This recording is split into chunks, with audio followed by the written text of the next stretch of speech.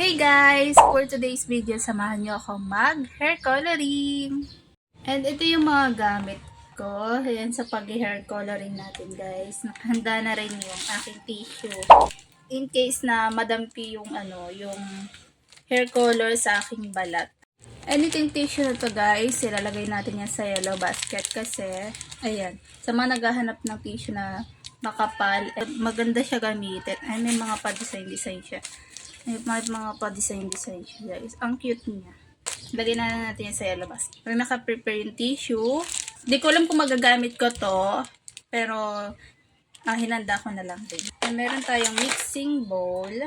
Ayan. Yung brush. Ear cup natin guys. Ayan ang ear cup. Ipit. Nag-prepare na rin ako ng isang pony. Pre yung gloves guys. Yung ating oxidizing guys. Oxidizing milk developer is 9% lang. And ito yung ating hair color. Ayan, hair coloring cream. Ayan, ayan yung brand. Then, and 2 light cyan blonde. Light cyan blonde guys. Ayan. Ito yung unahin natin. Kasi unahin ko to, in case na hindi siya kumulay ng matingkad, hindi kitang-kita yung kulay, papatungan ko siya nito. Ito siya. 80. Ayan. Light blonde. Ayan. Light blonde siya guys. May isa din pala ako dito. Ito pa. Isang suklay pa. And ito yung ating cape guys. Magkakabit ako ng cape kasi baka malagyan yung aking balat. Ayan. Kakabit ko siya. So, start na tayo magkulay. Gawin na natin. Let's go. Ayan guys. First natin gagawin is ihalo natin to. Ito. I-ano muna natin. Sasalin muna natin itong oxidizing milk. Yan. Dito sa ating mixing bowl. Siya guys. 9% lang to eh. Ay, kung masisimot nyo siya, simutin nyo na. Para sulit, diba? Ayan. Maganda sana kung 12 yung oxidizing natin, pero 9 lang kasi ang meron sa atin. Next naman natin is, ayan, itong ating hair coloring cream. Ayan, guys. Ano na natin to? Siya. Ayan, kung may lalagay nyo rin siya ng pack na pack, yung masisimot niya talaga. Ayan, bubutasin nyo siya gamit itong botas. Ay! Siya. Ayan. Ayan, lagyan na natin. Simutin na siya guys, para mas maganda. Ay! Sinasabi ko na ito eh. Ayan, may tissue tayo. Ayan. Naamoy ko na ang pagkulay ng buhok. Napagtripan ko lang na kulayan yung buhok ngayon. Kaya ayan. Ayan guys, nalagyan na natin ang ating oxidizing and yung hair coloring cream. Hahaluin naman natin siya. Next naman isa, haluin natin siya.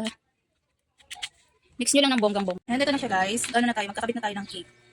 Kakabit na natin yung ating cape para hindi tayo malagyan sa balat. Ayan, huwag napansin ng aking kilikili. Sariling sikap to, ayan. Split na natin. Ganyan lang siya guys. Ayan. Bago ko magsuot ng gloves guys, hatiin ko na itong buhok ko. Ayan yung pinakailalim, yung ititira ko. And ayan na ba, nahiwalay ko na yung buhok na hindi kukulayan sa kukulayan. And super kapal talaga ng buhok ko eh. Ang kapal niya, yung kukulayan. Akala ko manipis lang. Yung matitira pero makapal pa talaga siya. Ayan, bago tayo magsimula, magkakabit muna tayo ng gloves. Grabe yung gloves ko, diba? Gamit na gamit. Ayan. Ayan, nakabit ko ng ating gloves. Ready tayo. Ayan, nakalimutan ko pala ito. Ating ear cup. Na rin hindi nagamit siya. Pero actually, mahirap magkulay pag may ganito. Kaya tanggalin ko. Ayan, magsisectioning tayo guys kasi para malagyan lahat ng mabuti yung ating buhok na lalagyan. So, yan muna natin. I-clip muna natin siya para malagyan siya ng maayos. Para kitang-kita. Ay, baliktad. Ayan guys. Ayan, di magkukulay na tayo. Ayan. Ayan, ito yun. Hindi ko na talagang sa yung buhok. Okay na yan. Sige pa.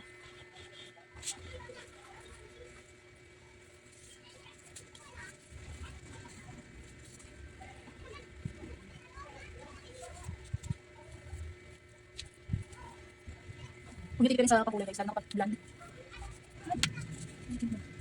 So, ayan na guys. Tapos na ako mag-apply ng hair coloring. Ayan. Hair coloring cream. Tapos, bababat ko na lang siya ng mga 20 minutes or 10 minutes ganun. Then guys, ayan, buti na lang meron tayong tissue. Kasi, nalagyan talaga yung tenga ko. And yung mga part na ganyan.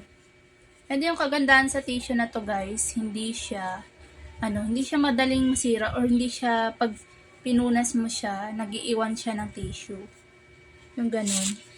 Nagdadami kong nagamit. And guys, medyo nakikita ko na yung kulay. Makulay na siya. Pero guys, hindi ko i-expect yung pinakakulay ng hair coloring cream. Kasi natural hair ako. Kaya, pag hindi siya kumulay, kukulay ulit tayo para makumulay siya. Habang naghihintay ako guys ng oras, ayan, lilinisin ko na to. Ay, naubos ko yung cream. Hair coloring cream. Lilinisin ko na yung mga ginamit ko. Guys, kapag pinanlawan ko na nga pala ito, diretso na ako ligo. Ayun na guys, nandito tayo siya. Napapaganda tayo. Ano tayo? Ano mo natin na?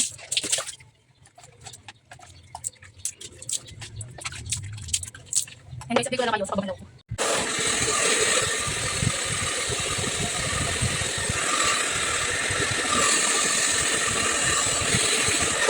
So, ito na ba yung final result? So, yun na ba yung final result, pe? Yun naman siya, diba? Papatungan lang natin para mas mag-highlight. Yan. So, yun lang. Bye!